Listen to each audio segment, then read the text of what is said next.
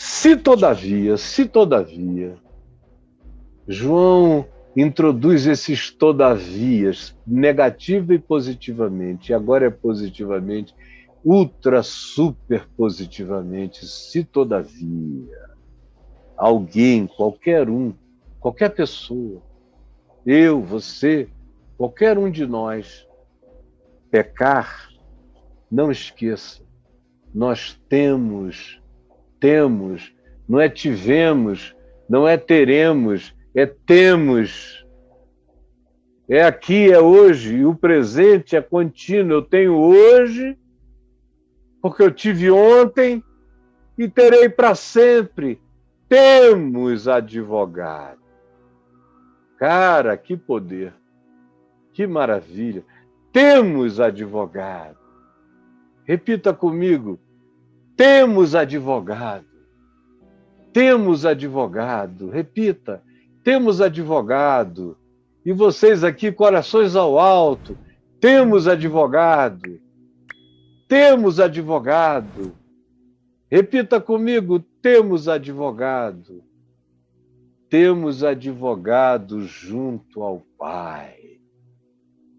Junto ao Pai. Temos advogado junto ao Pai. Jesus Cristo. Jesus, o Cristo. Jesus, o Cristo, Jesus, o justo. O único justo. O único que podia ser escrutinado em todas as dimensões, no céu e no inferno, e que disse: quem de vós me condena de pecado? Quem de vós? Achem o que vocês queiram. Esse é Jesus, o Cristo, o justo. E João é lindo quando diz: Ele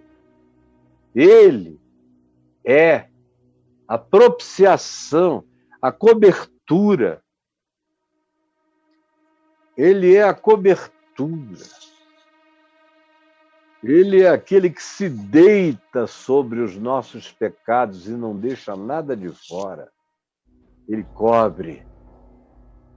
Ele é a propiciação pelos nossos pecados.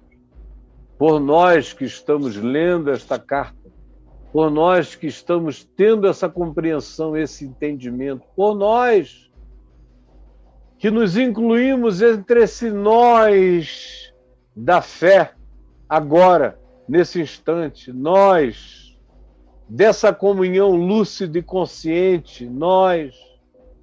E ele diz: e não somente por nós, e não somente pelos nossos próprios pecados, não somente por nós, mas também ele é a propiciação e a cobertura pelos pecados do mundo inteiro. Vá dormir com esse barulho, não é?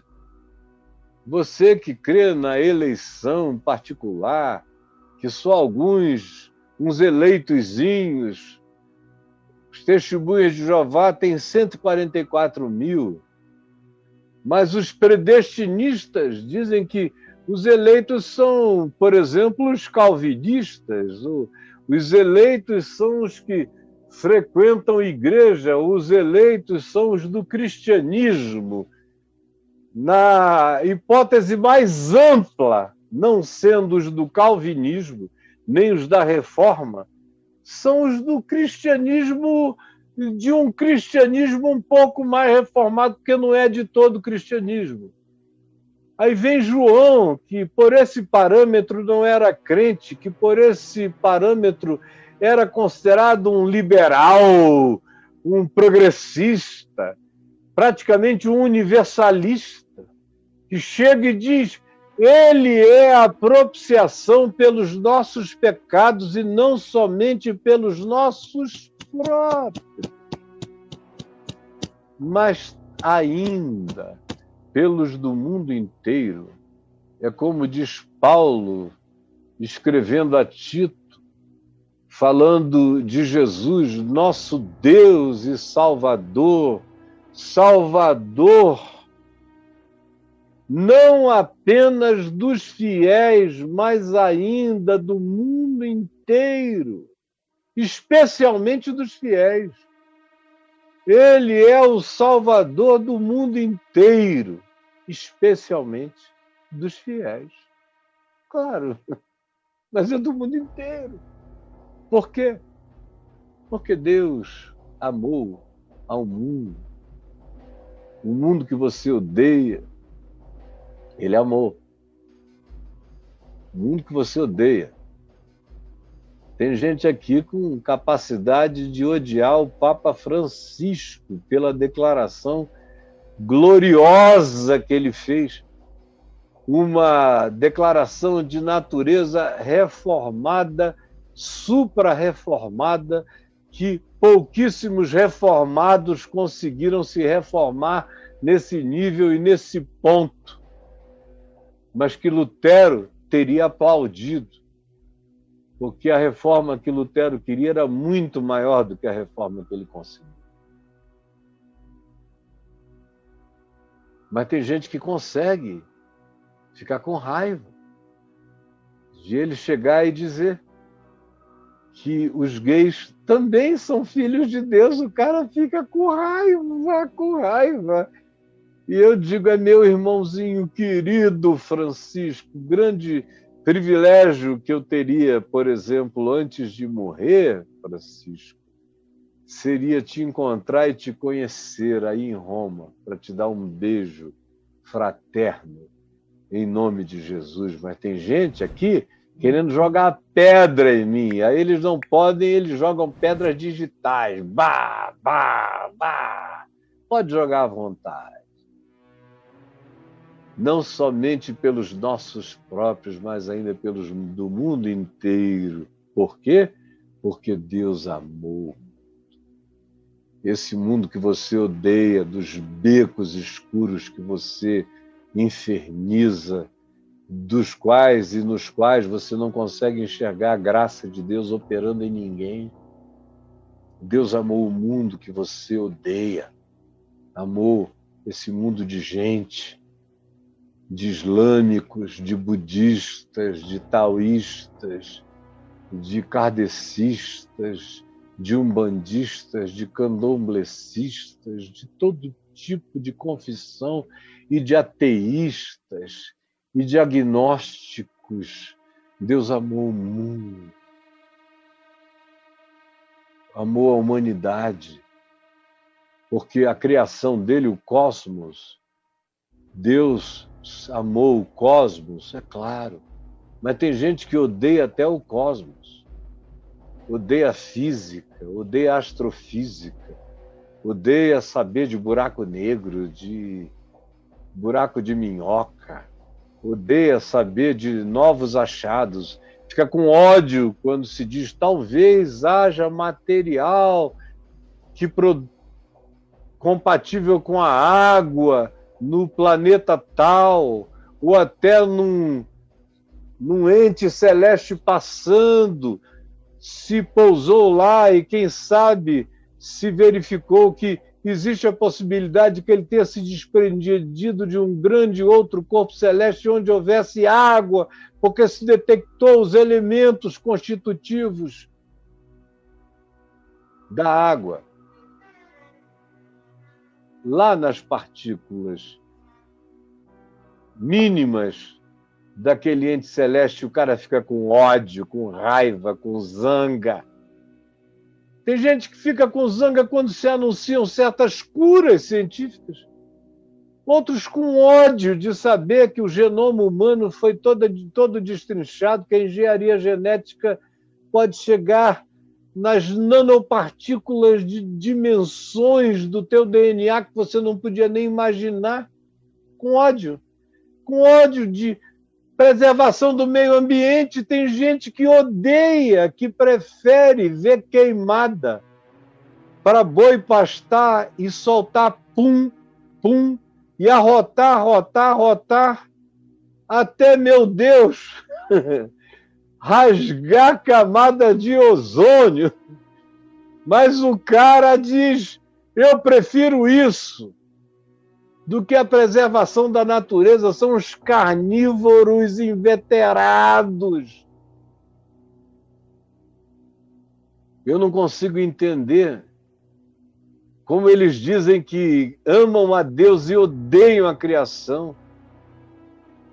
Mas Deus amou o mundo, humanidade, amou o mundo, criação. O único mundo que Deus não ama e que eu não devo amar é o mundo dos nossos sistemas, que é justamente o que você ama. Você ama o capitalismo selvagem, ou você ama o socialismo impositivo, ou você ama qualquer que seja o governo controlador. Você ama o que Deus aborrece. E você odeia o que Deus ama. Quem é você? Você está do lado de quem? Desculpa, você é um filho de Deus ou você é um filho do diabo? Odiando o que Deus ama e amando o que Deus aborrece, eu pergunto, quem é você? Mas João diz, filhinhos meus, estas coisas eu vos escrevi para que não pequeis. Se todavia, porém, alguém pecar, tendes advogado junto ao Pai. Meu advogado, meu advogado, meu advogado. Eu ando santo, limpo, inculpável e irrepreensível, porque tenho prazer na luz, sou lavado e purificado no sangue de Jesus, e Ele advoga a minha causa, rasgou todo o escrito de dívida que havia contra mim, que constava de ordenanças, o qual me era prejudicial, ele rasgou inteiramente e encravou na cruz. Encravou na cruz. E despojou os principados e potestades que queriam pisotear em cima de mim, me convencendo de culpa, me neurotizando, me angustiando, me tornando paranoico, aflito. Não! Jesus arrancou toda a neurose de culpa, toda a paranoia aflitiva de perseguição. Nem Satanás tem mais o poder de me perseguir. Eu estou aqui sob o campo de força do advogado que me cobre, que é a propiciação pelos meus pecados, e não somente pelos meus próprios, mas pelos teus e pelos do mundo inteiro. Então, meu filho, esse negócio de justo me dá erisipela, entendeu? Quando o cara vem com esse papo de justos, se os justos têm privilégio.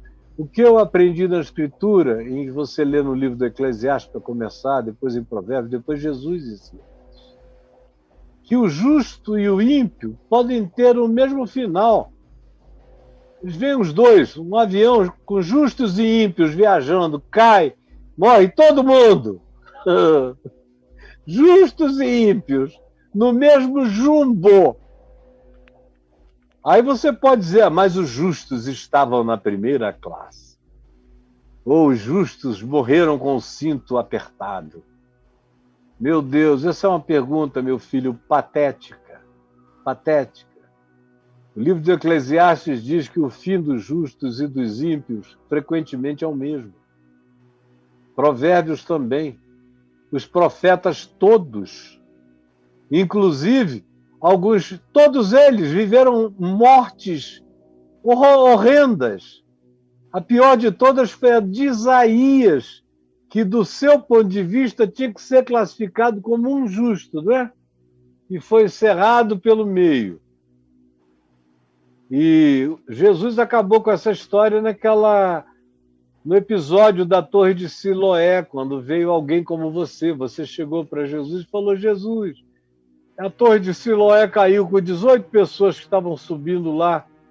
É porque tinha peso de muito ímpio. E os justos que estavam lá, porventura, Deus tinha determinado que eles também morreriam naquele dia junto com os ímpios. Aí a resposta de Jesus foi, em verdade, eu vos digo, não penseis que aqueles que morreram no desabamento da Torre de Siloé eram mais pecadores do que os outros todos moradores de Jerusalém, que não sofreram coisa nenhuma. Em verdade, eu vos digo que se não vos arrependerdes, e a minha resposta para você é: em verdade eu te digo, é a resposta de Jesus, que se tu não te arrependeres, à semelhança deles, tu também perecerás, meu filho. E uma coisa que a gente deve fugir de todo o coração é dessa escatologia da separação, de quem é quem. Cuida do teu coração com temor e tremor e não julgue ninguém. Não julgue ninguém, porque quem julga muito outro, quer saber quem é quem, ou então quer dizer, não, enquanto eu estiver andando em justiça eu não serei levado, ou se eu for levado é porque Deus tinha feito uma anotação, hoje é o dia desse meu justo voltar para mim. Isso é uma coisa tão parecida com uma conversinha que eu teria com uma criança de uma creche com 3, 4 anos de idade, do que merece ser uma conversa de gente grande, adulta, com alguma compreensão do Evangelho, com discernimento, ou que tenha pelo menos ouvido a mensagem que eu preguei hoje.